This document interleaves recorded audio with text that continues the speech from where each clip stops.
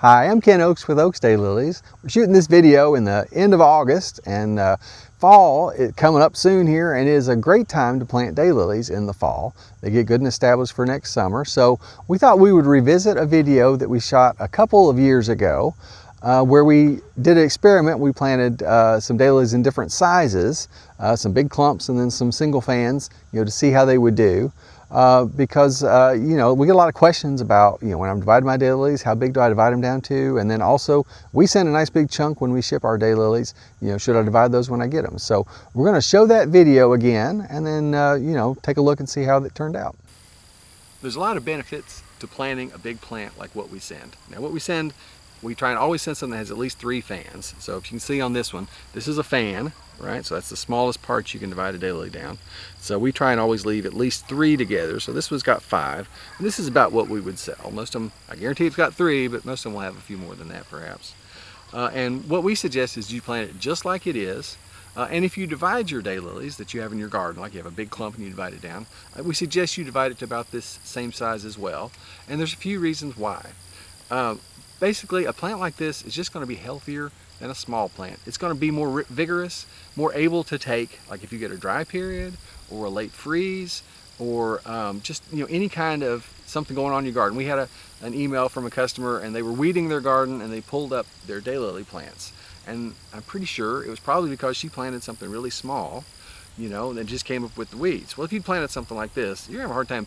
This is going to stay in the ground. You're not going to pull it up with your weeds. So that's one of the benefits of planting a big plant like this. Another benefit of planting a big plant like this is that you're going to get more blooms sooner. So if you plant this in the spring, early enough in the spring, you should get blooms out of a plant this size that same summer.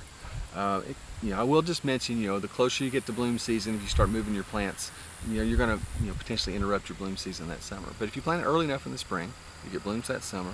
And if you plant in the fall, a plant this size, it's going to be good to go next year for sure. You're going to get good blooms on it. So that's the benefit of a plant this size. A smaller plant, if you plant something like this, you're probably not going to get blooms the first year. Now, obviously, gardening is always an exercise in patience. But one of the ways you can speed things up in your garden is planting a big plant like this, because it's going to more blooms faster and get a more established look in your garden. A plant this size is going to have more foliage, bigger foliage. If you plant it in the fall, you're going to have a full mature looking clump the next summer, and in the spring as well if you plant it early enough. One of the questions we get quite often is from folks who get a big plant that we send them, and they want to know, can they divide this? And the answer is yes, you could divide this certainly, but we strongly recommend that you don't, for all the reasons that I just mentioned. Now, if you were to divide this down, you could get a small plant like this. This is as small as you can divide a daylily down. But if you do that, you're going to have just the opposite of all the things that I mentioned, the benefits of a big plant. You're more likely for this to die over winter or through a drought or get accidentally pulled up with the weeds or just whatever reason. And it's most likely not going to bloom the first year, and it may be 2 or 3 years before it actually gives you good bloom and looks good in your garden. It's not going to look established the first year. So that's the advantages of a big plant, versus the small plant. We're going to do a little test. I've got a couple of these larger sized plants here and a couple of the smaller ones. And I want to plant these, and it's first part of September here. So we're going to plant them now and then come back in the spring and see how they look. So planting daylilies is pretty simple. I'm just going to pull back the dirt here and make a little hole, obviously big enough to fit the plant in. There's a big one, so we're going to need a little bit bigger hole. There we go. Alright, that's big enough to fit the roots in, right? And like I mentioned, I'm going to put it about ground level right there or so. Right, so I'm just going to push the dirt around it like that. Okay. And just mash it down a little bit. So like I said, I've got a couple of these bigger ones, so I'm going to plant these in the back here, and then I'll plant these smaller ones up front, and then be interested to see how it turns out. So I've got these planted. I'm going to come back here after we finish shooting the video and mulch these. Daylilies aren't picky about what kind of mulch. I'm just going to use some wood chips. And then I'm going to come back and water them in well.